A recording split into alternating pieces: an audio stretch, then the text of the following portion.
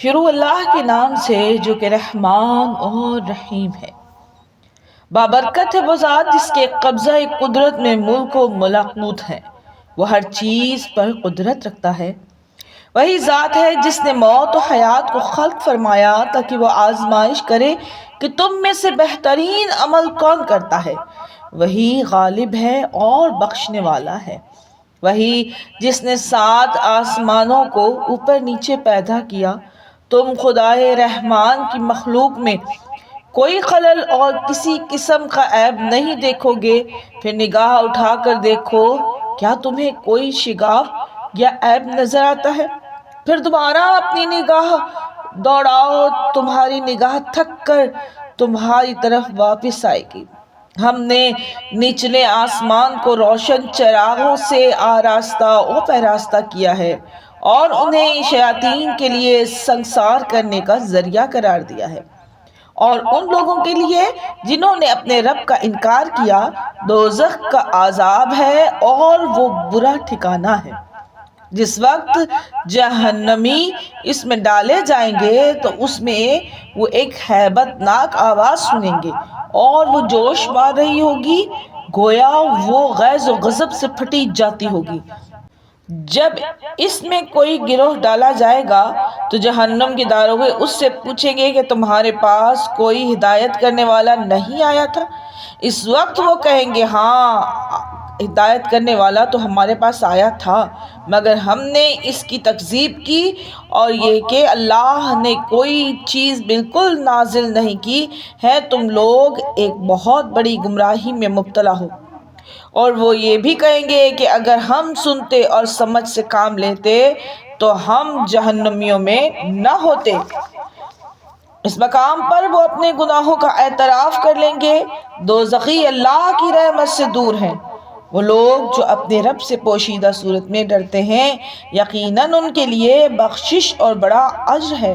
تم لوگ اپنی گفتگو کو چھپاؤ یا ظاہر کرو، وہ تو سینوں میں محفوظ رازوں سے خوب واقف ہے۔ وہ ہستی کہ جس نے خلق فرمایا، کیا وہ نہیں جانتا؟ حالانکہ وہ باریک بین اور ہر چیز کا عالم ہے۔ وہ وہی ہے کہ جس نے زمین کو تمہارے لیے تابع کر رکھا ہے، پس اس کے دوش پر چلو پھرو اور اللہ کا رزق کھاؤ، اس کے حضور تمہیں دوبارہ زندہ ہو کر جانا ہے۔ کیا تم اس سے بے خوف ہو کہ وہ جو آسمان میں ہے وہ تمہیں زمین میں دھسا دے اور زمین لرزتی اور کانپتی رہے؟ کیا تم اس بات سے بے خوف و خطر ہو کہ وہ جو آسمان میں ہے تم پر پتھر برسانے والی ہوا بھیج دے، پھر تمہیں معلوم ہو جائے گا کہ میری تنبیہ کیسی ہوتی ہے۔ اس سے پہلے آنے والے لوگوں نے بھی جھٹلایا تھا، تو پھر دیکھ لو کہ میری گرفت کتنی سخت تھی۔ کیا یہ لوگ اپنے اوپر اڑنے والے پرندوں کو پر پھیلائے اور سمیٹتے ہوئے نہیں دیکھتے؟ رحمان کے سوا اور کوئی نہیں جو انہیں تھامے ہوئے ہے، وہ ہر چیز پر خوب نگہبان ہے۔ رحمان کے علاوہ تمہارا کون سا لشکر ہے جو تمہاری نصرت کر سکے؟ کفار تو بس فریب میں ہیں۔ کیا وہ جو تمہیں رزق دیتا ہے اگر وہ اپنے رزق کو روک لے تو پھر کون ہے جو تمہیں رزق دے؟ مگر یہ لوگ سرکشی اور نفرت پر اڑے ہوئے ہیں۔ بھلا اس بات میں غور کرو، جو شخص اوندھے منہ چل رہا ہو وہ زیادہ راہ ہدایت پر ہے، یا وہ جو سیدھا سر اٹھائے ہوئے ہموار راستے پر چل رہا ہو؟ ان سے کہہ دیجئے، اللہ ہی ہے کہ جس نے تمہیں پیدا کیا، تمہیں سننے اور دیکھنے کی طاقتیں عطا کی اور سوچنے سمجھنے والا دل دیا، مگر تم بہت کم اس کا شکر ادا کرتے ہو۔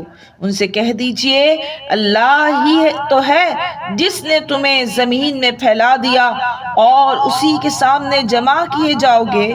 وہ کہتے ہیں، اگر تم سچے ہو تو یہ بتاؤ یہ عہد کب پورا ہوگا؟